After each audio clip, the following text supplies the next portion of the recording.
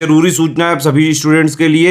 Study for civil services का Android app Google play store में आ चुका है, उसको प्लीज तुरंत इंस्टॉल कर लीजिए।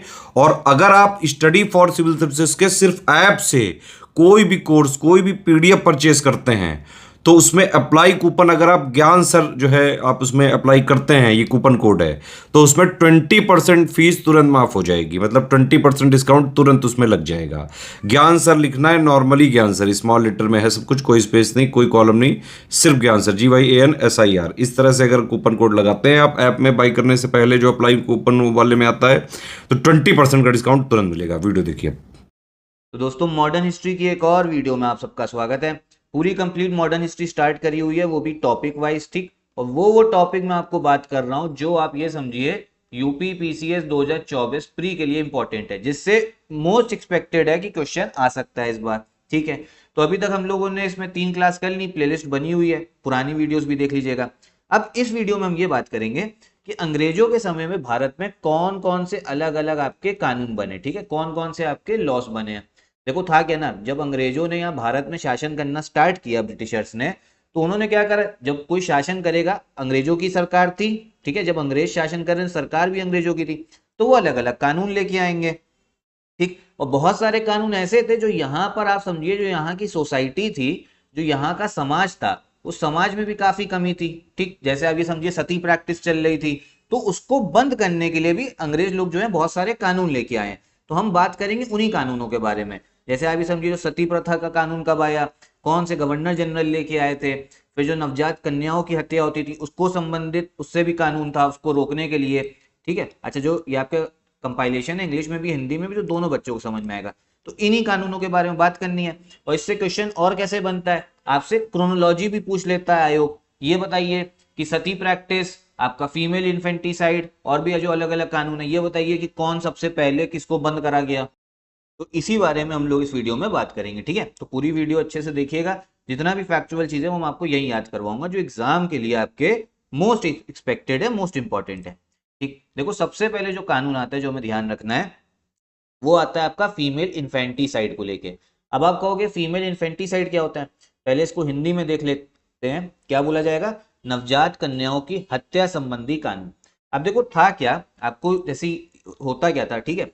जब इनफैक्ट पहली चीज समझो, जो इन्फेंटिसाइड लिखा हुआ है इसका मतलब क्या होता है। जैसे ही कोई बच्चा जन्म आपका, जिसकी बॉर्न होती है, जैसे ही उसका जन्म हुआ, ठीक है, आप अगर उसको तब क्या बोलते हैं, जैसे मान लो कोई अगर बच्चा है, उसका जन्म हुआ, उसको हम लोग इन्फेंट बोलते हैं, ठीक है। क्या बोला जाता है, इन्फेंट बोला जाता है, आपका नवजात बोला जाता है। और आप इसी इन्फेंट की हत्या कर दो तो उसे क्या बोला जाएगा, इन्फेंटिसाइड, ठीक। तो होता क्या था ना, जो आपकी फीमेल होती थी उनकी हत्या कर दी जाती थी, क्योंकि आपको पता था इस समाज में ऐसा था उस समय पे कि लड़के ज्यादा चाहिए होते थे, ठीक है। तो इसको रोकने के लिए एक कानून आया, फीमेल इन्फेंटिसाइड। कब आया, सबसे पहले आया आपका 1795 में, 1795 में। गवर्नर जनरल कौन थे उस समय पे, वो थे आपके जॉन श्योर, ये ध्यान रखना। और इसमें ये बोला गया कि जो इन्फेंटिसाइड है वो मर्डर के बराबर ही उस वो अपराध है आपका, ठीक है, मतलब उतनी ही आपको सजा होगी। तो पहला कानून जितना मैं बता रहा हूं उतना याद करना है। नवजात कन्याओं की हत्या संबंधी कानून कब आया, 1795 में। गवर्नर जनरल कौन थे आपके, जॉन श्योर, ठीक है। बस इतना ध्यान रखो, ये इंपॉर्टेंट है। उसके बाद में एक और कानून आया है आपका, ये है फीमेल इन्फेंटिसाइड प्रिवेंशन लॉ। मतलब आपका जो फीमेल इन्फेंटिसाइड है उसको लेके एक और बार कानून आया, एक आया आपका 1795 में, और फिर आया 1802 में। और 1802 में कौन था गवर्नर जनरल, वो था आपका लॉर्ड वेलेस्ली। अब इसने किस चीज पे बैन किया, होता क्या था, बंगाल पे करते क्या थे, जो आपका जो नवजात कन्या होती थी उनको गंगा में फेंक दिया जाता था, जहां पर वो समुद्र से मिल रही है, ठीक है। तो उसको रोकने के लिए बैन करा गया ये, ठीक है, जो 1802 में आया है। बाल हत्या निरोधक कानून कौन लाया, 1802 में आया। कौन लाया था, लॉर्ड वेलेस्ली लाया था। जो गंगा एवं समुद्र के संगम में नवजात शिशुओं को फेंकने पर रोक लगाई गई इस पे, ठीक है। तो अभी तक कौन से बात कर ली हमने, 2 कानूनों के बारे में बात कर ली। एक आया है आपका 1795 में आया है, और दूसरा आया है आपका एक 1802 में। 1795 में लेके आया जॉन शोर, 1802 में लेके आया लॉर्ड वेलेस्ली, ठीक है। इसके बाद जो सबसे इंपॉर्टेंट है, सती सती प्रोहिबिशन लॉ, सती को रोकने के लिए, ये कब है, 1829। सती में ये होता था, मान लीजिए कोई एक कपल है, तो उस कपल में मान लो हस्बैंड की डेथ हो गई अगर, ठीक है, तो जो आपकी महिला है, जो मतलब उसकी वाइफ थी, उसको भी बोला जाता था, जो आपका क्या कहते हैं संस्कार होते थे, अग्नि दी जाती थी, उसमें उसको भी बोला जाता था तुम भी उसी पे बैठ जाओ। तो ये सती प्रैक्टिस को रोकने के लिए 1829 में कानून आता है। और कौन लाता है? William Bentinck. ये तो रट्टा लगा लो कि सती को कौन से गवर्नर जनरल ने रोका है? विलियम बेंटिक ने रोका है। और इसमें सबसे बड़ा योगदान था आपका राजा राम मोहन रॉय का। किसका? राजा राम मोहन रॉय का था। ठीक है, हिंदी में भी देख लेते हैं। सती प्रथा निषेध कानून 1829, विलियम बेंटिक, और सती प्रथा पर कानूनी रोक। अब इससे पता है यहाँ पे बहुत सारे लोगों को गुस्सा भी आया था कि आप ये कैसे कर सकते हो, हमारे समाज का ये पार्ट है। ठीक है, लेकिन धीमे धीमे देखो समाज जो है डेवलप होता है। इसी वजह से बाद में सामाजिक सुधार आंदोलन हुए, क्योंकि बहुत सारे लोगों को पता लगा कि अंग्रेजों को हराना है तो जो हमारे समाज में कमी है पहले उसको दूर करना पड़ेगा। ठीक है, ये सामाजिक सुधार की भी बात करेंगे, इससे भी क्वेश्चन आते हैं, वो हम लोग नेक्स्ट वीडियोस में करेंगे। फिर आया आपका विडो रीमैरिज। अब जो विधवा हो जाती थी, बोला जाता था उसकी शादी नहीं होगी, तो उसकी शादी को लेके एक एक्ट आया था। कब? 1856। ये भी काफी इंपॉर्टेंट है। कौन लाया? लॉर्ड डेलहाउसी लाया। अब देखो आपको पता है इसके एक साल बाद ही हमको देखने को मिलती है 1857 की विद्रोह। उसको लेके भी वीडियो बनाई, देख लीजिएगा। तो जो विद्रोह था ना, बहुत सारे कारण थे। एक कारण ये भी था कि जो लॉर्ड डेलहाउसी कानून लेके आया था, क्योंकि लोगों को लग रहा था कि आप हमारा जो मामला है, जो धार्मिक मामला, जो सामाजिक मामला, उसमें काहे इंटरफेरेंस कर रहे हो। ठीक है, तो हिंदू विधवा पुनर्विवाह अधिनियम 1856 में कौन लाया था? लॉर्ड डेलहाउसी लाया था। ठीक है, फिर आगे देखते हैं हम लोग कौन सा है। Age of consent act. कौन सा? एज ऑफ कंसेंट, ये भी इंपॉर्टेंट है। 1891 में लॉर्ड लैंसडाउन। लैंसडाउन नाम से एक आपका हिल स्टेशन भी है। ठीक है, कौन लाया? लैंसडाउन। इसमें ये बोला गया था 12 साल से कम में शादी नहीं होगी। ठीक है, 12 साल से, क्योंकि बाल विवाह चलता था। ठीक है, तो आपका एज ऑफ कंसेंट 1891, आपका लॉर्ड लैंसडाउन। ठीक है, 12 वर्ष से कम आयु के विवाह पर रोक। फिर आपके देखो, ये तो सामाजिक सुधार को लेके आए। फिर आपका कुछ कॉन्स्टिट्यूशन को लेके भी आपके कानून आए हैं। साइमन कमीशन कब आया? 1927 में, 1927 में। कौन था गवर्नर जनरल? अब तो वाइसरॉय बोला जाने लगा था 1857 के बाद में। ये थे आपके लॉर्ड इरविन। ठीक है, और इनका काम क्या था साइमन कमीशन का? कि इस देश के लिए संविधान बनाना। ठीक है, साइमन कमीशन कब आया? 1927 में। लॉर्ड इरविन थे वाइसरॉय। संविधान निर्माण योजना। फिर शारदा एक्ट आया है। ठीक है, ये संविधान को लेके नहीं, ये भी आपका उसको लेके था, जो समाज में कमियां हैं। 1930 में वाइसरॉय लॉर्ड इरविन, ये भी इंपॉर्टेंट है। शारदा एक्ट।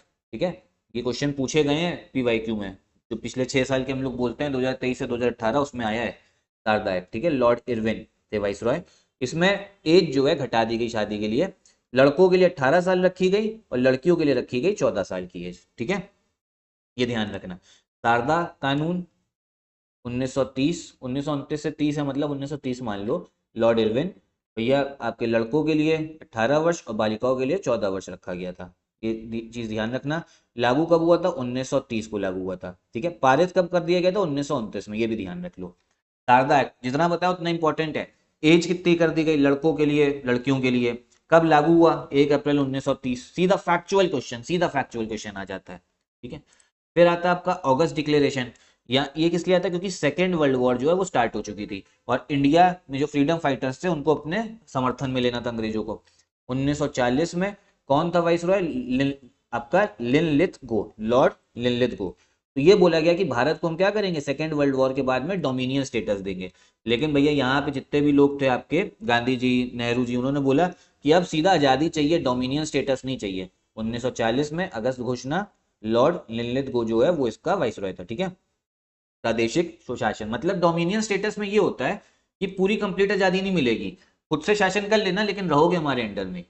फिर क्रिप्स मिशन आया। ठीक है, क्रिप्स मिशन 1942 में आया। अभी भी वाइसरॉय कौन है? Lord Linlithgow. ठीक है, इसका क्या काम था? संविधान सभा की, संविधान सभा बनाएंगे, अपना संविधान बना लो। फिर वेवेल प्लान, 1945 में। साल याद रखते रहो। अगस्त डिक्लेरेशन 1940, क्रिप्स मिशन 1942, वेवेल योजना, Wavell plan 1945। Wavell, Lord Wavell है भैया वाइसरॉय। ठीक है, अगस्त डिक्लेरेशन में लिनलिथगो, क्रिप्स मिशन में भी लिनलिथगो। ठीक है, और साइमन कमीशन और शारदा एक्ट में इरविन है। इसमें क्या था वेवेल में? कि गवर्नर जनरल की एग्जीक्यूटिव काउंसिल बनेगी नए संविधान के लिए। वेवेल प्रस्ताव 1945, लॉर्ड वेवेल। ठीक है, काउंसिल का निर्माण करना है संविधान का। और क्रिप्स मिशन भी बता दिया, संविधान सभा के लिए था। फिर आओ आगे, कैबिनेट मिशन योजना आई है 1946 में। ये भी वाइसरॉय कौन था? Lord Wavell. इसमें क्या बोला गया था? ऑल इंडिया फेडरेशन बनाएंगे, जो सब लोग को पसंद नहीं आया था, मना कर दिया था। फिर माउंट बैटन प्लान आया आपका, इस समय पे वाइसरॉय आ गए थे लॉर्ड माउंट बैटन, 1947 में आया, और वही इसमें था भारत का विभाजन करना है। ठीक है, तो इतने ही मेन आपके कानून है। हिंदी में भी देख लेते हैं। कैबिनेट मिशन 1946 में लॉर्ड वेवेल थे वाइसरॉय। ठीक है, संघ का निर्माण, प्रांतों को स्वायत्तता थी, इसमें ये सब नकार दिया गया था। ठीक है, जबकि मुस्लिम लीग को काफी इसमें फायदा देने वाली बात थी, लेकिन तब भी नकारा गया था। फिर माउंट बैटन योजना, अंत में यही तय हुआ कि भैया भारत का क्या करना है? विभाजन करना है, क्योंकि कोई मान ही नहीं रहा था, मुस्लिम लीग को सुनने को तैयार नहीं थी, इस वजह से ये आपका माउंट बैटन योजना आई। ठीक है, 1947 में कौन था viceroy? Lord Mountbatten, Bharat का विभाजन। ठीक है, फिर आपका एक एक्ट कन्या भ्रूण हत्या निवारण अधिनियम 1870 में भी आया है, बस इतना ध्यान रखना। ठीक है, इतना ध्यान रखना, prevention of female infanticide act 1870। ठीक है, पूरा जो आपका एक्ट पास हुआ है, पूरे मतलब ये आपका है भारत के लिए। बाकी सब जो बात कर रहे थे वो आपका इसमें था, बंगाल के लिए था ज्यादातर। ठीक है, तो ये मेन एक्ट आप लोग को ध्यान रखने हैं।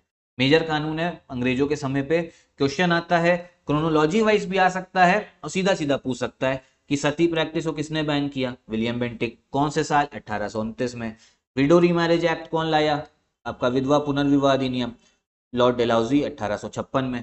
तो सीधा सीधा क्वेश्चन आते हैं। ठीक है, एज ऑफ कंसेंट इंपॉर्टेंट है, सारदा एक्ट इंपॉर्टेंट है, सारदा से क्वेश्चन आता है। ठीक है, तो चलिए इतना ही रखते हैं इस वीडियो में। बाकी आप ये समझो, आगे मैं ये पूरी मॉडर्न हिस्ट्री की सीरीज जो है चलाता रहूंगा, और मॉडर्न हिस्ट्री भी मैं उसी हिसाब से करा रहा हूँ टॉपिक वाइज, जो टॉपिक आप ये समझो मोस्ट एक्सपेक्टेड है इस बार के एग्जाम के लिए। ठीक है, जिससे क्वेश्चन बनते ही बनते हैं, तो अच्छे से पूरी सीरीज को फॉलो करिएगा। बाकी आप ये समझो, हमारा क्रैश कोर्स स्टार्ट हो गया है आखिरी के दिनों का, यूपी पीसीएस 2024 के लिए, आप उसको भी ज्वाइन कर सकते हो। और टेस्ट सीरीज नहीं लगाई आपने अभी तक, तो एक बार टेस्ट सीरीज लगाइए, और अगर आप हमारा सिलेक्शन मटेरियल लेना चाहते हो तो वो भी ले सकते हो। ये सारी चीज़ आप इन नंबर्स पे अगर कॉल करोगे तो आपको इसमें इन्फॉर्मेशन मिल जाएगी। तो यहीं वीडियो भी खत्म करते हैं। नमस्कार।